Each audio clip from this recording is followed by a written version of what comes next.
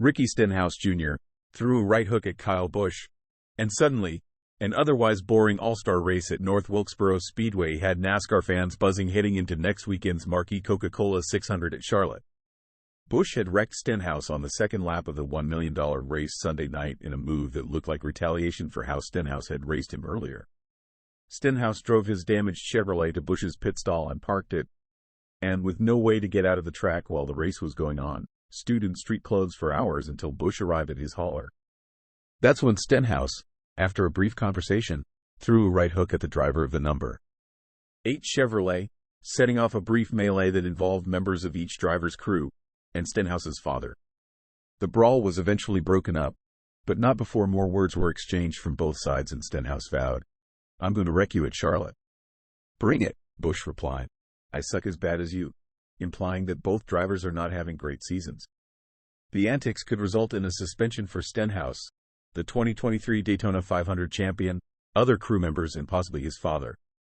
Busch also could face a penalty if NASCAR determines that he deliberately caused the wreck. Stenhouse's fury was evident the moment he parked in Busch's pit stall, then climbed the pit stand ladder and had words with members of his crew. As Stenhouse climbed down and walked away, his car had to be towed from pit road. "I parked it there because I figured Kyle would do something similar," Stenhouse said.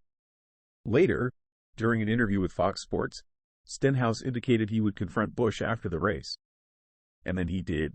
Stenhouse, dressed in yellow shorts and a gray t-shirt, waited for Busch in the infield and confronted him face-to-face before unleashing a punch. Security jumped in and pulled Stenhouse away, falling backward over a tire, while Busch likewise wound up on the ground. Stenhouse's father, Ricky Sr., got into the fracas and appeared to take at least one of Busch's punches. Stenhouse could be heard yelling, "Dad," numerous times, but he couldn't get to his father. "First lap of the race, we don't even have water temp in the car yet and we're wrecking each other," Busch said. "I am tired of getting run over by everybody. But that's what everybody does. Everybody runs over everybody to pass everybody."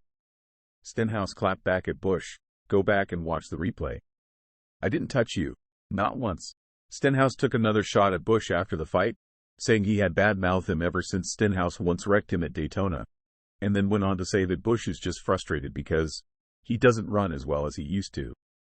Busch, a two-time Cup Series champion, is 13th in points and has yet to win a race this season.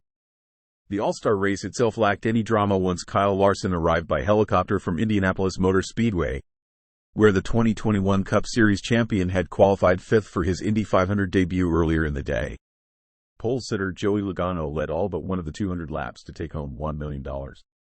It was yet another example of NASCAR's struggles to find the right short-track setup despite allowing the use of multiple variations of tires at North Wilkesboro.